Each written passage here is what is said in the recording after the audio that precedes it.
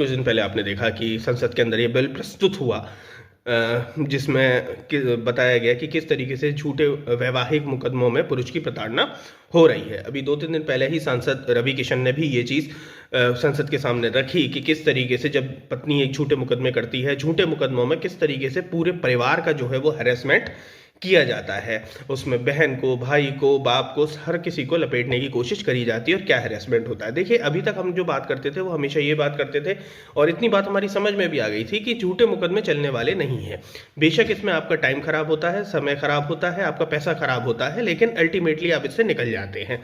अब जो दूसरी मुहिम है वो ये है कि जो पर्सन इस तरीके के मुकदमे दर्ज करा रहा है, जो उल्टे सीधे मुकदमे वैवाहिक केसेस में दर्ज कराए जाते हैं, अब उसको क्या एक काउंटर सजा मिल सकती है, उसका भी अब ताना बाना जो है, उसकी भी एक जो रास्ता है वो पूरी तरीके से क्लियर हो गया है।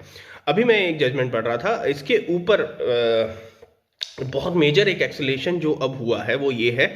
एक तो सबसे बड़ी बात, इलेक्ट्रॉनिक एविडेंसेस जब भी आप कोर्ट के अंदर देते थे तो वहाँ पे आपको 65B का सर्टिफिकेट जो है वो देना पड़ता था।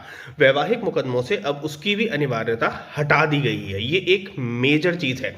65B का सर्टिफिकेट बेसिकली ये बताता कि आपने कहीं से वो जो भी इलेक्ट्रॉनिक एविडेंस है वो फोर्ज्ड नहीं है, और उसमें सारे आपको, पहले हम कहते थे कि साहब ओरिजिनल डिवाइस होना ज़रूरी है, फिर कोर्ट ने ये बात समझी कि ओरिजिनल डिवाइस हर कोई नहीं ले सकता, तो फिर उसने कहा कि ठीक है आप 65B का सर्टिफिकेट दे दीजिए, जिससे ये पता चले कि जिस लैपटॉप से, मोबाइल से वो लिया गया है वो ऑथेंटिक है। अब उसकी भी अनिवार्यता खत्म कर दी गई है। और माननीय सुप्रीम कोर्ट ने एक कदम और आगे बढ़ के जस्टिस नागा रत्ना की पीठ ने ये एक जजमेंट जो है वो दिया है। ये है विबोरकर वर्सेस नेहा गर्ग का।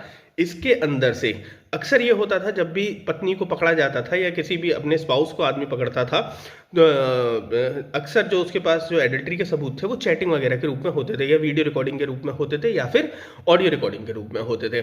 तो पत्नी की तरफ से ये काउंटर करा जाता था कि ये सारी चीज़ें जो हैं वो झूठी हैं, इसने फोर्ज करी हैं या मेरा फ़ोन छीन के करी हैं। वो सारी बातें भी अब इसमें से हटा दी गई और अक्सर कोशिश करी जाती थी कि Iटी एक्ट या फिर प्राइवेसी, ब्रीच ऑफ प्राइवेसी वगैरह लगा दिया जाए।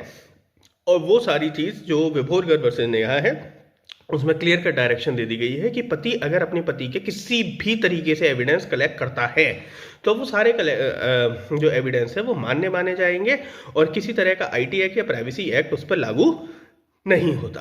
तो इन जजमेंट जो बैक टू बैक जो सुप्रीम कोर्ट शॉट्स मार रहा है, इनका आप फ़ायदा उठाइए और एक बहुत अच्छा एक फ्रेमवर्क जो आपको दे दिया गया है अपने मुकदमों में